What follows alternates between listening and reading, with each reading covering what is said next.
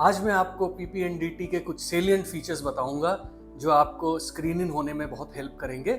सबसे बड़ा problem candidate के सामने ये आता है कि जब पिक्चर आती है तो पिक्चर बहुत हेजी होती है, बहुत ब्लर्ड होती है। तो इसमें आपको घबराना नहीं है, आपको पिक्चर को बहुत केयरफुली ऑब्जर्व करना है, परसीव करना है सिचुएशन को, वो सिचुएशन क्या है और उसके हिसाब से आपने अपनी स्टोरी बनानी है। कई कैंडिडेट्स इसमें रुक जाते हैं। आपको ये सोचना है कि जैसे बाकी लोग बना रहे हैं स्टोरी, आप भी बना सकते हैं। उसको परसीव कीजिए, विजुअलाइज कीजिए और स्टोरी बनाइए। दूसरा प्रॉब्लम कैंडिडेट को ये आता है कि मैं मूड क्या लिखूं कैरेक्टर्स का। तो आपको ये जानना है कि देखिए, वो मूड लिखने के लिए आपको कैरेक्टर्स के जेस्चर्स को देखना है, वो क्या जेस्चर्स दिखा रहे हैं। कोई अगर क्लैप कर रहा है या जंप कर रहा है तो वो पॉजिटिव मूड में है, जैसे किसी ने अपने फेस को ढका हुआ है तो वो नेगेटिव मूड में है। ऐसे आपने जेस्चर्स के थ्रू मूड को आपने लिखना है।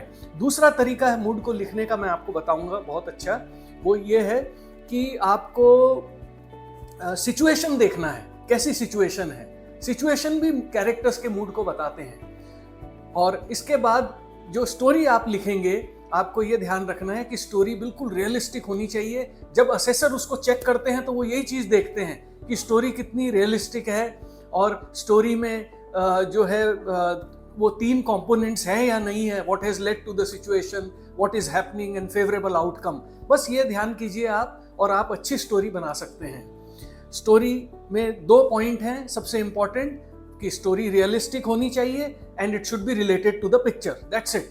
अब नरेशन की बात करते हैं। तो नरेशन में आपको ये देखना है कि इस नरेशन में कुछ डिफिकल्टीज हैं, कुछ लिमिटेशंस हैं। वो क्या क्या है? सबसे पहले तो ये एक टाइम बाउंड नरेशन है, 1 मिनट के अंदर कंप्लीट करना होता है। अगर आप बहुत अच्छा नरेट कर रहे हैं और स्टोरी कंप्लीट नहीं कर पाए तो it is not a good narration. तो आपको उसको टाइम बाउंड रखना है। दूसरी डिफिकल्टी ये है कि ये जो आप नरेट कर रहे हैं, ये लिखने के कुछ समय बाद कर रहे हैं आप, 1-2 घंटे बाद, तो आपको अपनी मेमोरी से उसको नरेट करना होता है। तो ये एक प्रॉब्लम है। तीसरा प्रॉब्लम इसमें यह है कि वहाँ पे स्ट्रेस लेवल हाई होता है, बिकॉज 3 असेसर आपको ऑब्जर्व कर रहे हैं और कैंडिडेट्स आपको सुन रहे हैं जब आप नरेट करते हो। तो इसको ओवरकम करने के लिए एक बहुत अच्छा सोल्यूशन ये है कि जैसे ही आप स्टोरी कंप्लीट करते हैं, लिखते हैं, उसके इमीडिएटली बाद आप उसको अपने मेंटली उसको रिहर्स कीजिए, उसको मेंटली अपना नरेशन कीजिए। आप अपनी स्टोरी को बाय हार्ट कर लीजिए और वहाँ पे जाके फिर आपको कोई प्रॉब्लम नहीं होगा। आप स्टोरी नरेट करेंगे, उसमें कॉन्फिडेंस लेवल भी दिखेगा, आप रुकेंगे भी नहीं और वहाँ पे आपका नरेशन बहुत अच्छा निकलेगा आपका। अब आते हैं डिस्कशन की बात। तो डिस्कशन करने के लिए आपको ये एक चीज़ दिमाग में ये रखना है कि आपको एक प्रोएक्टिव रोल फॉलो करना है। वहाँ पे आप जो डिस्कस कर रहे हैं, the purpose of discussion is to come to a common story, और आपका रोल उसमें यह है कि you are steering the group to a common story. आपको प्रोएक्टिव रोल फॉलो करना है। अगर कोई पॉइंट्स और कैंडिडेट्स दे रहे हैं तो आपको उसके पॉइंट को, आप अग्री करते हैं या डिसएग्री करते हैं, पर आपको उसमें पॉइंट्स ऐड करना है।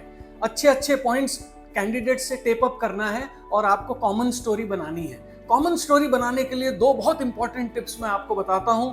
पहली चीज़ ये है कि जब आप स्टोरी को कॉमन स्टोरी को आपने अगर बनाना है तो आपने 2 यार्डस्टिक फॉलो करने। एक तो ये views from majority of candidates, majority के व्यूज लेके कॉमन स्टोरी बनाया जा सकता है।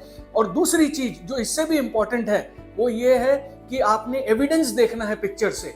पिक्चर से आपको एविडेंस मिल जाएगा और उधर से आप कॉमन स्टोरी पे डायरेक्ट जा सकते हैं। और ये बहुत इफेक्टिव होता है क्योंकि ये लॉजिकल है। आप एविडेंस पिक्चर से दे रहे हैं तो ये और सब लोग इसको सपोर्ट भी करेंगे, ठीक है। और आपने एक चीज ध्यान रखना है कि वहां आपने बोलना है। कई कैंडिडेट्स मैं देखता हूं कि वो बोल नहीं पाते, अटक जाते हैं। आपने चाहे हिंदी में बोलो, इंग्लिश में बोलो या मिक्स करके बोलो, पर बोलना जरूरी है। Because just remember one thing, if you don't speak on that day you will go back home, that is the truth.